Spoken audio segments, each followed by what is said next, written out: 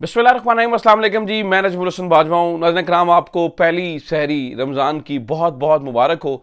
अल्लाह करे कि ये रमज़ान करीम हमारे प्यारे मुल्क पाकिस्तान के लिए रहमतें और बरकतों में इजाफा का। वैसे तो रमज़ान होता ही रहमतों और बरकतों का महीना है, लेकिन जिस तरीके से रमज़ान का आगाज़ हुआ है या करने की कोशिश की गई है, उससे ये जो मेरे हाथ में मुक़द्दस किताब है पाकिस्तान की, ये कॉन्स्टिट्यूशन ऑफ पाकिस्तान है, constitution of the Islamic Republic of Pakistan. नाज़रीन कराम, इस किताब की जो है ना वो हुर्मत को पामाल करने की कोशिश की गई है। अल्लाह करे कि रमज़ान करीम की बरकतों से जो है ना वो पाकिस्तान में तमाम चीज़ें बेहतर हो जाएं। सबसे पहले नाज़रीन कराम, मैं आपको बताना चाहता हूँ, दो तीन चीज़ें हुई हैं जो बहुत इंपॉर्टेंट हैं। नंबर वन तो आपको पता है कि इलेक्शंस को जो है ना वो कॉल ऑफ इस तरह से करके कि उसका शेड्यूल अचानक जो है ना वो तिलस्माती तौर पर जो है ना वो तब्दील कर दिया जाता है और बगैर कोई बड़ी रीज़न दिए नाज़रीन कराम उसका शेड्यूल जो है ना वो अक्टूबर में कर दिया जाता है। तो उस पर मैं आपको ये बता दूं कि आर्टिकल 6 का दरवाज़ा अब खुल चुका है। रात इस बारे में बहुत बड़ी जो है ना वो मुहिम शुरू हो चुकी है। आर्टिकल 6 जो है ना वो इसकी बात हो रही है कि सिकंदर सुल्तान राजा साहब और उनके तमाम जो साथ दोस्त हैं, दोस्त से मुराद जितने अहलकार हैं जो कि इलेक्शन कमीशन ऑफ पाकिस्तान के अंदर मेंबरान हैं, उनके खिलाफ आर्टिकल 6 लगाया जाए। अब ये मैं नहीं कह रहा हूँ या मेरी राय नहीं है, बल्कि रात से अब ये ट्रेंड चल रहा है और तमाम जो लोग हैं बिलखुसूस जर्नलिस्ट उसके बारे में जो है ना वो ट्वीट कर रहे हैं। तो इसके आर्टिकल 6 के ऊपर बात करनी है। किस तरह से जो है ना वो इलेक्शन कमीशन एक बड़ी गलती कर बैठा है, या मुझे लगता है कि इन्होंने मिस कैलकुलेट कर दिया और अब जो है ना वो इनका बुरा टाइम जो है ना वो मुझे लगता है कि अब शुरू हो जाएगा। चीज़ें जो है ना वो ख़राब होना शुरू हो चुकी हैं। इसके ऊपर बात करनी है। रात बहुत सारे लोग जो है ना वो सुप्रीम कोर्ट के खुलने का इंतज़ार करते रहे। रात सुप्रीम कोर्ट क्यों ना खुली, मतलब उसके दरवाजे क्यों ना खुले, इसके ऊपर भी बात करनी है। लेकिन सबसे पहले नाज़रीन कराम, इन तमाम चीज़ों के ऊपर बात करने से पहले मैं आपको बताऊं कि रात अचानक 10:15 बजे जो है ना वो चांद का ऐलान किया गया और कहा गया जी आज सुबह पहला रोज़ा होगा। बहुत सारे लोग मैं देख रहा था, बहुत सारे सीनियर लोगों को इसके अंदर भी, चूंकि जब ऐसी चीज़ें हो रही होती है ना बैक टू बैक, तो हो सकता है समटाइम जिन चीज़ों के अंदर साजिश नहीं भी होती है, ये चीज़ें नहीं भी होती, उनमें भी नजर आना शुरू हो जाती है। तो बहुत सारे लोगों का ये ख्याल था कि ये जो चांद का नजर आना है ना, ये चांद नजर नहीं आया, चांद चलाया गया है। ठीक है, बहुत सारे सीनियर लोग जो है ना वो इस बारे में रात को बात कर रहे थे और इसके ऊपर जो है ना वो डिस्कशंस हो रही थी कि एकदम 10:15 बजे कहाँ से जो है ना वो चांद की शहादतें मिल गई हैं। उसको भी ये पॉलिटिकल मामला से जो है ना वो जोड़ा जा रहा था कि शायद यहां पर कुछ करना मकसूद है या फला। मैं ये नहीं कहता कि ये दुरुस्त है, सही है, लेकिन मैं कहता हूं देखिए ना कि मामला किस हद तक पाकिस्तान में पहुंच चुका है कि हर मामले के अंदर जो है ना वो किसी ना किसी साजिश की बू आना शुरू हो जाती है। जरूरी नहीं है ये दुरुस्त हो, लेकिन ये मामला जरूर है नाज़रीन कराम के अब लोग जो है वो इसके ऊपर जो है ना वो सवाल उठाना शुरू हो चुके हैं। खैर जनाब वाला, रात नोटिफिकेशन एक आया और नोटिफिकेशन के अंदर जो है ना वो इलेक्शन कमीशन का, उसके अंदर जो है ना वो सीधी सीधी बात कही गई। उसमें आर्टिकल 218(3) का हवाला और सेक्शन 58 और 8C का हवाला देकर इलेक्शन एक्ट का ये बताया गया जनाब के चूंकि वेयर एज ये नहीं हो सकता, वो नहीं हो सकता, लिहाजा हम जो है ना वो इलेक्शन जो है ना वो करवा नहीं सकते हैं। इससे बिल्कुल इलेक्शन कमीशन ऑफ पाकिस्तान की जो क्रेडिबिलिटी है वो खत्म हो गई। मतलब जो झाका रह गया था वो भी जो है ना वो खत्म हो गया। सबसे पहले जरा इसके ऊपर बात कर लेते हैं कि आर्टिकल 6 क्या है, आर्टिकल 218 क्या है। ये आइन की जो किताब है, पाकिस्तान की मुकद्दस किताब जो है ना वो जो पाकिस्तान के कानून की मुकद्दस किताब है वो मेरे पास मौजूद है। मैं आपको दोनों चीज़ें पढ़ के सुना देता हूं, उसके बाद जरा बात कर लेते हैं कि रात सुप्रीम कोर्ट क्यों नहीं खुली है। वैसे आपको एक मजे की बात बताऊं, रात की सिर्फ इस जस्टिफिकेशन के लिए दो लोग जो है एक दो लोग जो है वो सामने आते रहे हैं, जो स्पेशली बताया गया, इंडक्ट किए गए। इरफान कादर साहब जो है ना वो बार बार इसके ऊपर जस्टिफिकेशन दे, क्योंकि इसके अंदर साजिश नाज़रीन इसलिए नजर आती है क्योंकि देखिए ना कुछ लोग लंबे अरसे से ये कह रहे थे कि इलेक्शंस नहीं होंगे।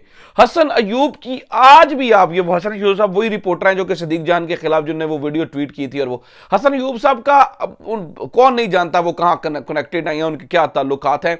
उनका आज भी ट्विटर अकाउंट खोल कर देखिए, उन्होंने ऊपर लिखा हुआ है कि जनाब पंजाब और केपी के असेंबली के इलेक्शंस नहीं होंगे। उन्होंने 3 दिन पहले ट्वीट किया था बोलो पेंसिल इंतखाबात, आगे उन्होंने छोड़ दिया था यानी कि कैंसल। उन्हें कैसे पता चल गया था? इसका मतलब यह है कि कहीं ना कहीं तो कुछ पक रहा था, कहीं ना कहीं तो चीजें हो रही थी जिसकी मालूमात हसन अयूब खान को पहले दिन से थी, या उन्हें बताया गया था, या वो इस गेम का मुबैना तौर पर हिस्सा थे, या उनके सामने चीजें हो रही थी जिसकी वजह से वो इतने कॉन्फिडेंट होकर कह रहे थे कि भाईजान केपी और पंजाब असेंबली के इलेक्शंस नहीं होते हैं। तो वो कौन उन्हें जो है ना वो फीड कर रहा था? वो कौन था जो उन्हें ये सारी चीजें बता रहा था कि तुम कॉन्फिडेंट होकर कहो? लिहाजा इसलिए आईब्रोज नाज़रीन किराम रेज होते हैं। और आप इसी तरह से देखिए ना कि लोग किस तरह से इमरान खान के हक में इंटरनेशनल कम्युनिटी में खास तौर पर देखिए कि 1100 जो है ना वो फिजिशियन है अमेरिका के अंदर, 1100 डॉक्टर्स ने जो है ना वो पिटीशन साइन कर दी है कि इमरान खान के हक में, जो यूएसए के अंदर है सिर्फ। तो आप इस चीज पे देखिए कि किस तरह से लोग जो है वो पाकिस्तान के इमरान खान के साथ खुलकर जो है ना वो सामने आ रहे हैं। अब मैं आपको बता दूं नाज़रीन किराम, सबसे पहले जिस आर्टिकल का सहारा लेके ये सारा कुछ किया गया है, वो आर्टिकल कहता क्या है? क्या वाकई इलेक्शन कमीशन के पास इतने इख्तियारात हैं जिनके बारे में कुछ लोग जो है ना वो ढिंढोरा पीट रहे हैं?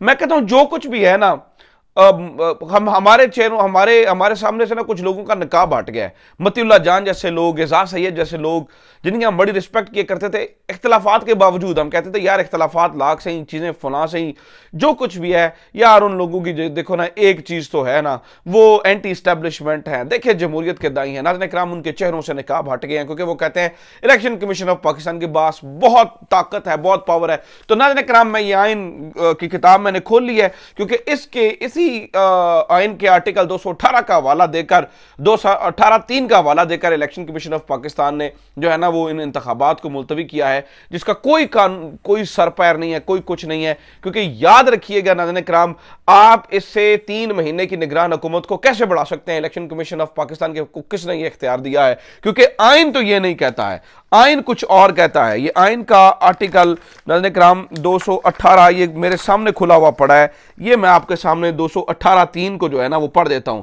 वो 218(3) में लिखा है, it shall be the duty of the election commission to organise and conduct the election to make sure arrangements as necessary to ensure the election is conducted honestly, justly, fairly and in accordance with law and that corrupt practices are guarded against। जिसमें वो सिर्फ सादी बात करें कि आपको जो है ना वो ऑनेस्टली, जस्टली और फेयरली इलेक्शंस करवाने हैं। तो ये जिस उसका आर्टिकल का हवाला दे रहे हैं नाज़रीन किराम, ये तो बजाते खुद उसमें जो है ना वो फंसते हुए नजर आ रहे हैं, फंसती हुई जो है ना उनको चीजें नजर आ रही हैं, क्योंकि ये तो बजाते खुद ऐसे फंस जाएंगे। अब जो आर्टिकल 6 का कहा जा रहा है, बहुत सारे लोग इसके ऊपर बात कर रहे हैं, इनकी तस्वीरें चल रही हैं सोशल मीडिया के ऊपर जिसके ऊपर आर्टिकल 6 लगता है। आर्टिकल 6 संगीन गद्दारी का मुकदमा है नाज़रीन किराम। अब सुनिए आर्टिकल 6 क्या कहता है। वो कहते हैं loyalty to the state is the basic duty. और अच्छा ये नहीं, आर्टिकल 5 है, आर्टिकल 6 कहता है ये yes, any person who abrogates or subverts or suspends or hold in abeyance or attempts to conspires to abrogate or subvert or suspend or hold in abeyance the constitution by use of force or show of force or by any other unconstitutional means shall be guilty of high treason। संगीन गद्दारी का वो मुर्तकिब होंगे। ना सिर्फ आइन तोड़ने के लिए नहीं, अब ये आर्टिकल 6 ने ना बहुत चीजें क्लियर कर दी हैं। सिर्फ आइन तोड़ने की सजा नहीं है, who abrogates or subverts or suspends or hold in abeyance or attempts or conspires to abrogate or subvert or suspend or hold in abeyance। अगर आप ऐसा करने की प्लानिंग भी करते हैं, साथ भी देते हैं, तो आपके ऊपर आर्टिकल 6 लगेगा। अब सवाल ये पैदा होता है कि ये सारी चीजें तो ठीक है, फिर इमरान खान के टाइम पे फौरी रात को अदालतें खुल गई थी, रात क्यों नहीं खुली? क्यों नोटिस नहीं हो गई ये सारी चीजें? तो नाज़रीन किराम मैं आपको एक बात बता दूं, मैं सबसे पहले आपको कहूंगा थोड़ा सा हौसला रखें। आपको थोड़ा सा हौसला रखने की, आपको इस वक्त सुप्रीम कोर्ट के साथ खड़े होने की जरूरत है। Do not criticise supreme court right now. हमारी जो हर पाकिस्तानी की आखिरी उम्मीद है वो सुप्रीम, यानी कि अल्लाह के बाद, वो supreme court of the Pakistan है। Supreme court of the Pakistan के जजेस जो है ना, मुझे लगता है कि वो बिल्कुल इसको जो है ना वो रिवर्स कर देंगे, और ना सिर्फ रिवर्स करेंगे बल्कि कंटेम्प्ट की कार्रवाई भी होगी। क्योंकि ऐसा नहीं हो सकता कि हुकूमत की ख्वाहिश पर जो है ये सारी चीज़ें, उसकी तकमील उन्होंने रात इसलिए नहीं खुली नाज़रीन किराम क्योंकि इससे पहले जब रात खुली थी या बात हुई थी, या फिर वो जो सो मोटो हुआ था उसके ऊपर बहुत तनकीद हुई थी, तरीक़ाकार सुबह सवेरे देखें अदालतें खुलनी होती हैं, टाइम के मुताबिक खुलती हैं, कुछ नहीं हुआ, कुछ ऐसा नहीं हुआ। वंस ये इसको टेकअप कर लिया जाएगा इशू को, तो मुझे लगता है कि फिर सारी चीज़ें आसान हो जाएंगी। थोड़ा सा हौसले से और सब्र से काम लेने की ज़रूरत है। सुप्रीम कोर्ट अपने अहकामात की जो है ना वो तामील जानती है। मैं आपको बार बार बताऊं, मैं बता रहा था कि मैं चीफ जस्टिस साकिब निसार साहब से मिला था, हमने उनसे ये सवाल किया था, तो उनने चूँकि बहुत सारी बातें ऑफ द रिकॉर्ड हैं, लिहाजा मैंने इस मीटिंग को ऑनर नहीं किया, तो साकिब निसार साहब ने कहा था कि देखिए दुनिया भर के अंदर जो है ना वो जो सुप्रीम कोर्ट के कवानीन होते हैं, क्योंकि सुप्रीम कोर्ट ही फाइनल अथॉरिटी है, तो वो अपने अहकामात मनवाना जानते हैं, अदरवाइज अवाम उनके अहकामात को भी मनवाना जानते हैं। तो थोड़ा सा हौसला और सब्र करने की ज़रूरत है। अपना ख्याल रखिए। खुदा हाफिज़। पाकिस्तान जिंदाबाद।